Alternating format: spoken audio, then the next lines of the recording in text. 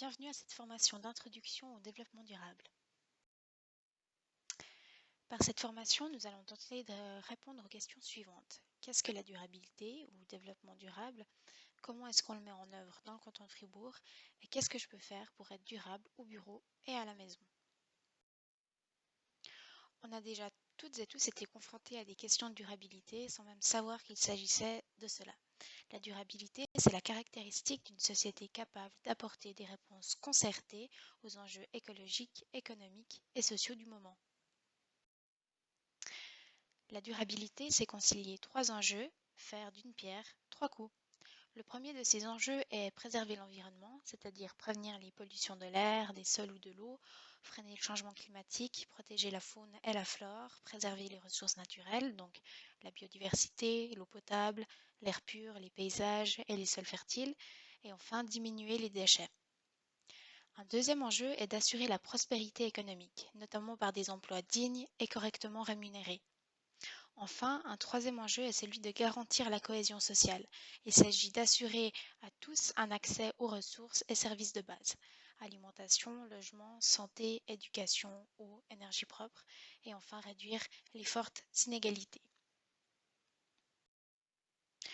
Une société durable pense en deux dimensions. Une dimension temporelle, elle se montre responsable à l'égard des générations futures, et une dimension spatiale. Elle prend en compte ses impacts au niveau planétaire et agit localement. Une société durable peut donc satisfaire les besoins fondamentaux et les aspirations de toutes et tous à une vie meilleure et respecter les limites de l'écosystème planétaire. Il était une fois un roi, Philippe VI, qui, voyant que la production forestière avait ses limites, édicta une ordonnance dite de Brunoy. Selon celle-ci, les maîtres des eaux et forêts enquerront et visiteront toutes les forêts et bois et feront les ventes qui y sont, en regard de ce que lesdites forêts ne puissent perpétuellement soutenir en bon état. Perpétuellement soutenir le développement durable ou soutenable est déjà là, avec la perspective à long terme qu'il sous-entend. Nous sommes en 1346.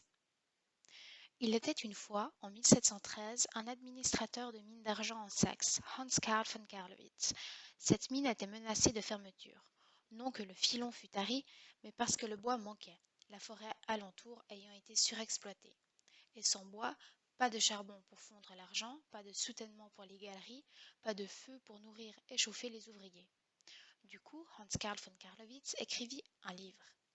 Silvicultura Economica, ouvrage de référence en matière de gestion forestière, recommande de ne pas couper plus de bois qu'il n'en pousse, de manière à garantir une utilisation permanente et durable des forêts.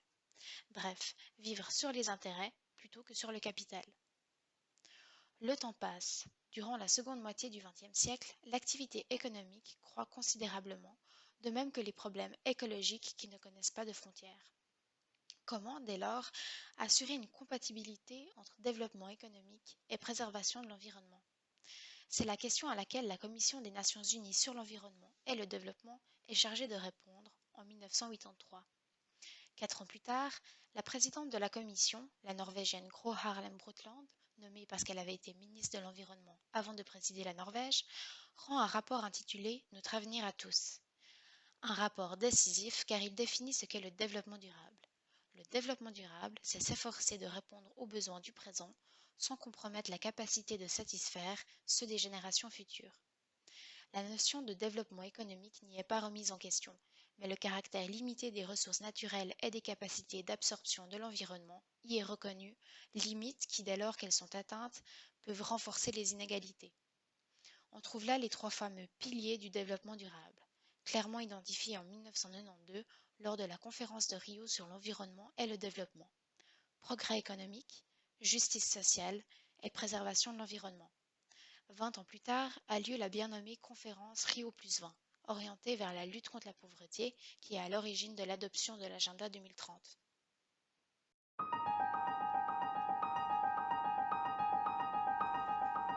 En septembre 2015, les États membres de l'ONU ont adopté l'Agenda 2030 et ses 17 objectifs de développement durable. Ils succèdent aux objectifs du millénaire mis en œuvre entre 2000 et 2015. Ceux-ci ont par exemple permis la réduction de moitié de la pauvreté, la diminution du taux de mortalité infantile dans le monde et l'amélioration de l'accès à l'eau potable et de l'accès des filles et des garçons à l'éducation. L'agenda 2030 innove par son caractère universel. Ces 17 objectifs concernent tous les pays engagés et plus uniquement les pays et populations pauvres du Sud. De plus, l'accomplissement de chacun de ces objectifs ne peut être atteint qu'en respectant les 3 dimensions du développement durable, social, économique et environnemental. Pauvreté, eau, éducation, énergie, égalité des sexes, paix, protection de l'environnement font entre autres partie des 17 objectifs identifiés. L'universalité de l'agenda 2030 implique une différenciation pour chacun des 17 objectifs de développement durable. Par exemple, alors que certains pays luttent encore contre la faim, d'autres doivent plutôt se soucier de promouvoir une nutrition saine et lutter contre l'obésité.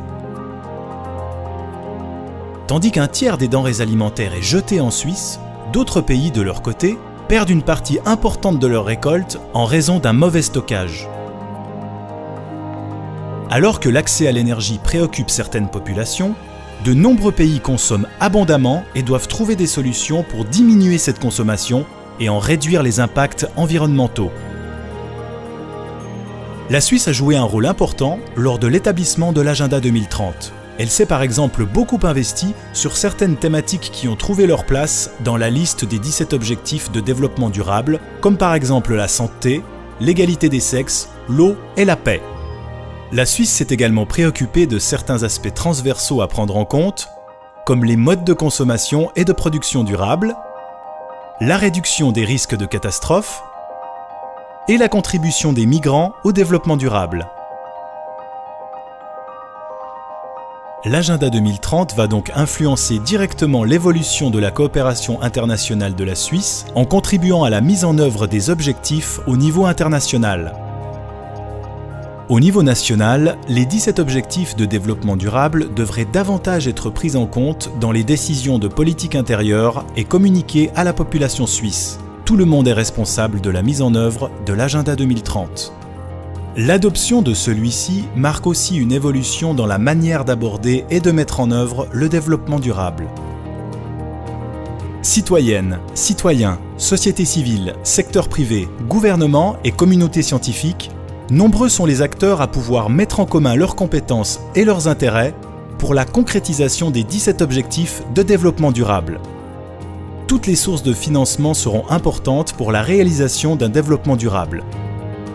Public, privé, national, international. La mise en place systématique de projets alliant financement public et privé est un exemple pour créer des synergies et mobiliser davantage d'argent. Il incombe d'ailleurs aux États de créer les conditions adéquates pour inciter les acteurs et entreprises privées à respecter les critères de durabilité et à investir dans le développement durable par l'achat de machines plus efficientes et moins polluantes par exemple.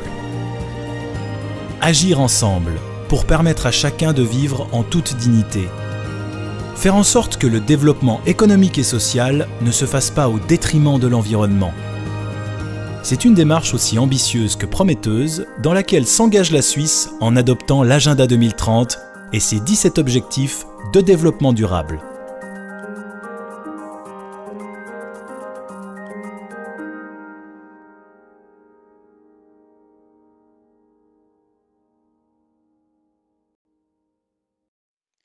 Aucun des 17 objectifs de développement durable ne peut être atteint seul. Ils sont indivisibles car ils sont tous interconnectés et chacun influence les autres. Voici un exemple concret prenant en compte l'interconnexion entre l'ODD 1, pas de pauvreté, et l'ODD 3, bonne santé et bien-être. La santé est influencée par de multiples facteurs. Selon l'OMS, les conditions socio-économiques, ODD 1, font partie des déterminants de la santé, à savoir des éléments qui ont une influence importante sur la santé, le bien-être, la qualité de vie des individus, ODD 3. Par exemple, le revenu participe à réunir les conditions préalables à une bonne santé, dont le logement, l'alimentation, l'éducation, la possibilité de faire des choix et le sentiment de sécurité. Les personnes dont l'accès aux revenus est limité encourent le risque d'être isolées socialement, de vivre davantage de situations de stress et d'être en moins bonne santé sur le plan mental et physique. À l'inverse, les maladies, en particulier lorsqu'elles restreignent la capacité d'une personne à conserver un emploi stable, peuvent provoquer une réaction en chaîne vers la pauvreté. Il est donc primordial de garantir une bonne santé de la population pour diminuer la pauvreté et vice-versa. Depuis 2004, le développement durable fait partie des buts constitutionnels du canton de Fribourg. Depuis 2011, les objectifs et actions du canton en termes de durabilité sont transcrits dans une stratégie de développement durable régulièrement renouvelée. Cette stratégie définit les actions du canton dans le domaine de la durabilité. La nouvelle stratégie de développement durable 2020-2031 définit 3 champs d'action: les politiques publiques que le canton met en place, son propre fonctionnement et les partenariats qu'il conclut avec des tiers. Fribourg a déjà mis en œuvre plusieurs projets pour garantir un développement durable du canton. En voici 3 exemples concrets. Le premier est un projet ambitieux, la couverture du tronçon d'autoroute Chambliou-Bertigny, un assainissement anti-bruit de taille, mais aussi l'opportunité de développer le quartier sur un secteur d'une taille entre 70 et 80 hectares, d'y accueillir de nouveaux habitants et de nouveaux emplois, et surtout d'en faire un exemple en matière d'urbanisme durable. Le recouvrement de l'autoroute permettra une réappropriation de l'espace public. Du point de vue de l'économie, il valorisera les territoires attenants qui pourront être utilisés pour diverses activités économiques, et il créera de l'emploi. Du point de vue environnemental, ses avantages en termes de protection contre le bruit sont évidents. Mais grâce à la liaison de 2 portions de terre coupées par une autoroute, la biodiversité sera revalorisée. Plus particulièrement, les équipes participantes au concours d'urbanisme ont porté une attention spécifique au développement durable à travers des objectifs généraux comme faire place à la biodiversité en donnant de l'importance aux paysages et aux espaces verts, garantir un environnement propice à une alimentation équilibrée, à l'activité physique, à la santé mentale et au bien-être, favoriser le déploiement de l'agriculture urbaine en rapprochant les lieux de production et les lieux de consommation, ou encore assurer les infrastructures propices à la mobilité douce et au transport public. Le deuxième projet est le prix à l'innovation qui permet aux entreprises innovantes des catégories entreprises et start-up de se faire connaître et reconnaître dans le canton de Fribourg et en Suisse. Pour les teams gagnantes, c'est l'occasion d'obtenir la consécration et recevoir la récompense pour les nombreux efforts consentis. Depuis 1991, une trentaine d'entreprises ont bénéficié de cette vitrine de la créativité entrepreneuriale fribourgeoise. Grâce au prix à l'innovation, elles ont pu se développer plus sereinement, enrichies d'un capital confiance renforcé. L'apport financier est particulièrement intéressant, notamment pour le gagnant de la catégorie Start-up. Une mention économie durable récompense l'innovation la plus durable parmi les projets présentés dans les 2 catégories. Enfin, le plan directeur cantonal est le principal instrument de l'aménagement du territoire en Suisse. Il définit le développement spatial du canton et coordonne l'ensemble des activités qui ont des incidences sur le territoire, avec pour objectif que celles-ci se développent de manière cohérente et, vous l'aurez deviné, durable. À travers ce plan directeur, le canton de Fribourg cherche notamment à concentrer l'urbanisation dans les zones bien desservies en transport public, à garantir le réseau de mobilité douce, à concentrer l'activité économique dans des zones bien connectées et équipées, à préserver les milieux naturels et les forêts, ou encore à réduire la consommation énergétique globale. Outre notre succulente fondue fribourgeoise, le canton de Fribourg détient une autre spécialité enviée de tous, l'évaluation de ses propres projets avec l'outil en ligne Boussole 21. La Boussole 21 permet d'analyser en équipe les conséquences environnementales, sociales et économiques d'un projet, d'en identifier les forces et les faiblesses et de l'améliorer. Pour en savoir plus sur les critères d'une évaluation Boussole 21 et découvrir des exemples, rendez-vous sur le site de la Boussole 21, www.boussole21.ch. Et tout bientôt, une formation sera à votre disposition pour encore mieux comprendre cette merveilleuse spécialité fribourgeoise. Les communes aussi ont à leur disposition 2 boîtes à outils bien pratiques pour mettre en œuvre le développement durable sur leur territoire. Le premier, la plateforme communedurable.ch, présentée par l'État de Fribourg et l'Association des communes fribourgeoises, propose tout un choix de projets, initiatives et actions concrètes que les communes peuvent mettre en place. Composé de fiches faciles d'emploi, ce site livre toutes les étapes et informations pratiques pour réaliser une palette de mesures en faveur de la durabilité dans les communes. Enfin, le guide pratique CORD 21 pour un agenda 2030 dans les communes et les cantons permet aux communes et aux cantons de mettre en lien leur démarche locale de durabilité avec les objectifs et cibles de l'agenda 2030 et en facilite la compréhension. Des exemples de mesures illustrent les différents objectifs de l'agenda. Que la commune soit toute petite ou gigantesque, il y en a pour tous les goûts. Et maintenant, à vous de jouer. Dans les prochaines pages, nous allons vous donner quelques pistes pour être plus durable sur votre place de travail. Saviez-vous qu'en 2016, 39% des émissions de CO2 étaient imputables au transport dans la consommation totale d'énergie en Suisse? Pour aider à la baisse de ces émissions, vous pouvez aller au travail à pied ou à vélo et pourquoi pas participer à Bike to Work. Vous pouvez privilégier les transports publics pour vous déplacer ou encore faire du télétravail et encourager vos collègues à le faire. Pour diminuer l'énergie que vous consommez sur Internet, qui d'ailleurs représente au total 7,8% de la consommation d'électricité globale et est donc supérieure à celle que produit la centrale nucléaire de Muhlenberg, n'oubliez pas d'éteindre votre ordinateur quand vous quittez votre place de travail.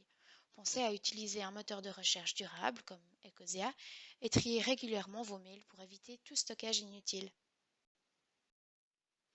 Pour votre santé au travail, utilisez l'escalier autant que possible. Veillez à bouger suffisamment, 60% d'assises dynamiques, 30% de travail debout et 10% de trajets ciblés, et placez votre écran et le clavier bien droit devant vous, sur le plan de travail ou sur un porte-copie incliné. Au travail, nous pouvons aussi faire attention à ce que nous mangeons et consommons en réduisant la consommation de matériel de bureau, par exemple en réutilisant les fours plastiques, en prévoyant des consommations uniquement pour 80% des invités lors d'apéritifs et en privilégiant les aliments bio, locaux et de saison. Ainsi, nous pourrons réduire les 715 kg en moyenne de déchets annuels par personne en Suisse. La Suisse est d'ailleurs le 3e pays d'Europe en termes de volume de production de déchets. Sur le site internet de l'État de Fribourg, vous pourrez trouver plusieurs articles, conseils et exemples d'actions de durabilité à l'État. N'hésitez pas à jeter un coup d'œil à la page Développement durable. La mise en œuvre du développement durable et l'atteinte des objectifs fixés dans l'agenda 2030 nous concernent tous, au travail comme à la maison. Chaque acte compte, c'est la somme des actions individuelles mais aussi des engagements collectifs qui fera la différence. Vous êtes vous aussi invité à apporter votre pierre à l'édifice d'un monde plus durable. Nous vous remercions pour votre engagement et sommes à votre disposition en cas de questions.